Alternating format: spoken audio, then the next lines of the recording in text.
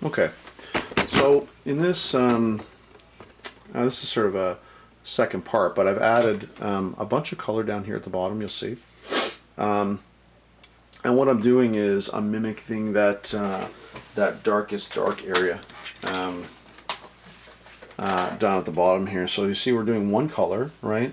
One color painting. So I've added a really lot of dark down here. Down here I add almost straight color with no water.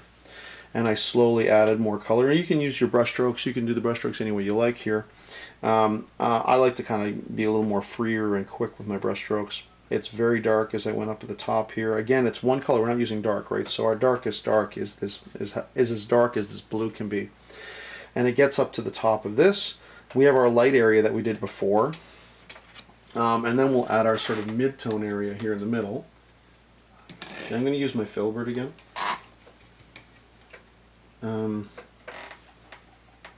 Okay. And I will add, again, I'm going to use the mid-tone.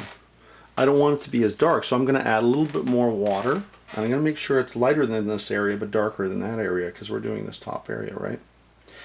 Now, you say, how do I do all these little trees and leaves and things like that? Well, you can draw them in to start with, or something you can do is lift them out, and I'll show you how to do that too as well. So it's pretty dark in these areas, so I'm going to add some of this color. I'm not going to paint in the I'm going to paint into the pole here. But I'm going to go around the outside edge of our rock face. Okay. Adding a little more water, just making sure it's not quite as dark as the bottom.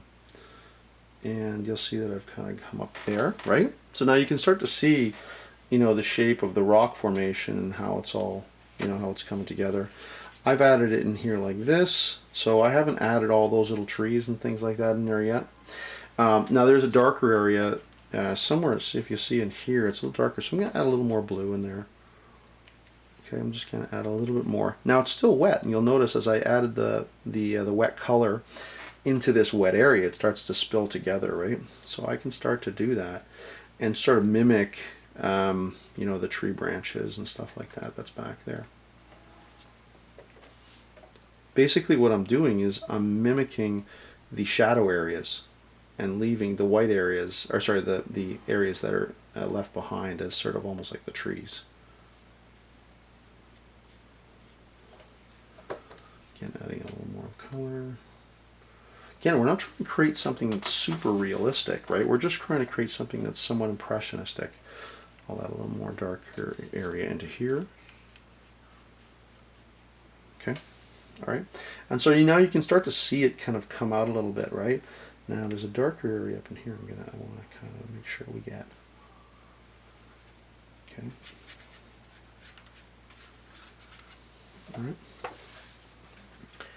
And now what I'm going to do is I'm going to take my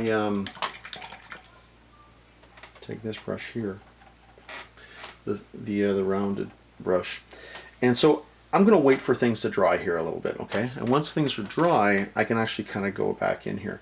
But for right now, while things are still wet in this top area up here, I'm going to take my paper towel. I'm just going to twist it into a point, and I'm kind of going to do one of these.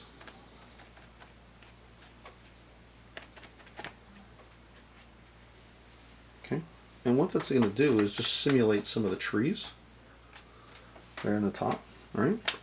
Because again, now we can get really detailed with this, but right now we're just trying to kind of, like I said, just get something that's fairly impressionistic.